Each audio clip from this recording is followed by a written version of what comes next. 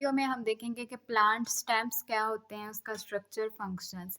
सो stems जो हैं वो जस्ट लीव्स को होल्ड ही नहीं करते, बल्कि प्लांट्स के अंदर एक एसेंशियल रोल भी प्ले करते हैं, जैसे कि प्लांट्स की ग्रोथ के अंदर न्यूट्रिएंट की ट्रांसपोर्टेशन और इवन कि उनके सर्वाइवल के लिए भी ये ज़रूरी होते हैं। सो इस वीडियो के अंदर हम एक्सप्लोर करेंगे the structure of plant stems, the functions they perform और डिफरेंट टाइप्स ऑफ स्टेम्स जो कि नेचुरली फाउंड होती हैं। सो ये हमारे सामने एक स्ट्रक्चर भी है जहाँ पे स्टेम का प्रोमिनेंटली दिखाया गया है कि ये जो पार्ट होता है प्लांट का उसे हम स्टेम कहते हैं। So let's get started. सबसे पहले हम अगर देखें structure of a plant stem के ये कैसा होता है, तो स्टेम जो है वो बेशक बाहर से हमें देखने में सिंपल लग रहा होता है, लेकिन असल में जो इसका स्ट्रक्चर होता है वो बहुत ज़्यादा कॉम्प्लेक्स होता है, क्योंकि ये फिर सपोर्ट करता है इसके डिफरेंट फंक्शंस को जो कि प्लांट स्टेम जो है वो परफॉर्म करता है। So let's break it down. सबसे पहले इसके अंदर हम देखते हैं एक्सटर्नल स्ट्रक्चर इसका कैसा होता है। एक्सटर्नल स्ट्रक्चर में इसके 2 चीज़ें आ जाती हैं, that are nodes and internodes होते हैं, और एक बड्स। तो नोड्स और इंटरनोड्स क्या होते हैं, ये स्टेम के एक्सटर्नली प्रेजेंट होते हैं। ये ऐसे पॉइंट्स होते हैं नोड्स जहाँ पे लीव्स और ब्रांचेस निकल रही होती हैं, इमर्ज हो रही होती हैं।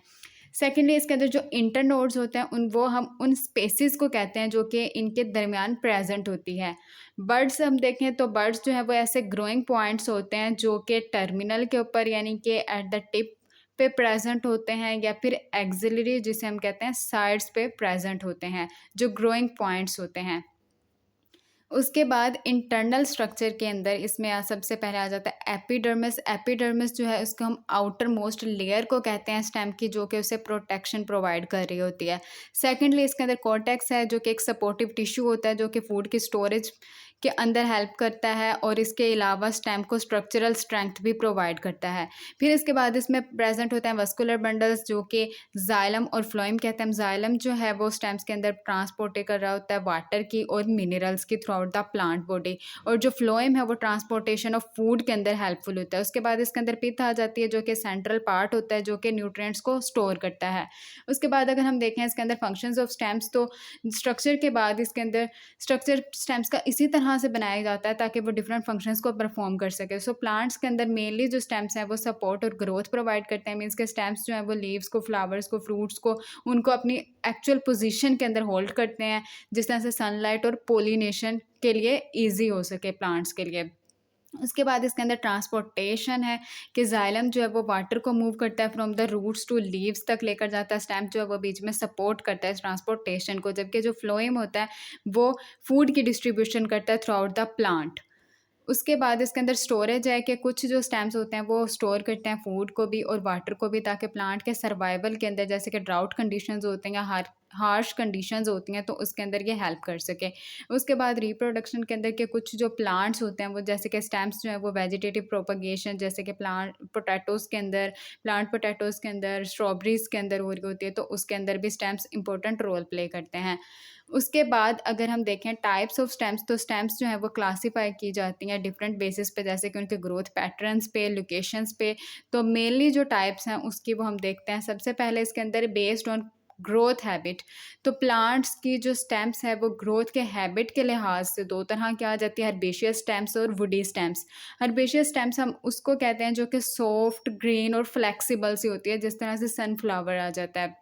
यहाँ पे पिक्चर के अंदर भी जो फर्स्ट इमेज है जिसके अंदर जस्ट लीव्स हैं स्मॉलर से और हर्बेशियस स्टेम्स है, इसको हम हर्बेशियस स्टेम कहते हैं, ये सॉफ्टर होता है।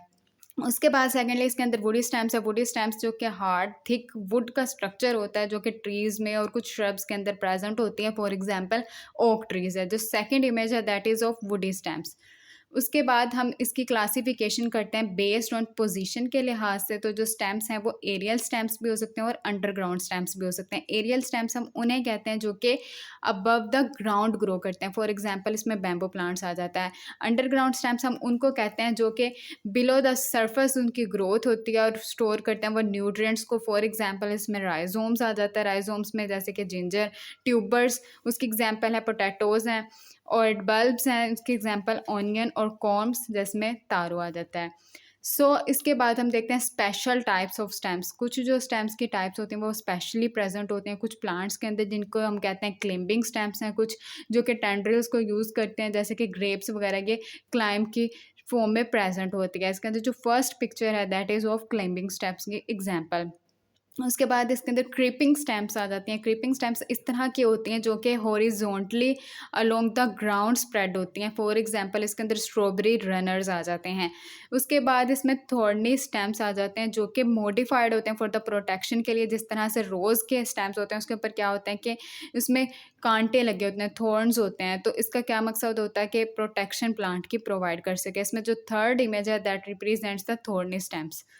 उसके बाद अगर हम इसके अंदर कंक्लूजन्स देखें कि स्टैम्प जो है प्लांट्स के अंदर वो एक इंपॉर्टेंट रोल प्ले करते हैं। मीन्स कि हमने देखा है कि सपोर्ट करते हैं प्लांट की ग्रोथ को। इसके अलावा जितने भी न्यूट्रिएंट्स हैं, एसेंशियल न्यूट्रिएंट्स जो कि प्लांट को अपनी ग्रोथ के लिए चाहिए होते हैं, तो उसके ट्रांसपोर्टेशन भी कर रहे होते हैं। प्लांट की लाइफ में एक इंपॉर्टेंट रोल प्ले करते हैं। हमने इसका स्ट्रक्चर देखा है, फंक्शंस और इसकी टाइप्स देखी हैं जो कि डिफरेंट लिहाज से थी, कि हैबिट के लिहाज से थी, उसके अलावा इसके जो फंक्शंस वगैरह हैं उनके लिहाज से।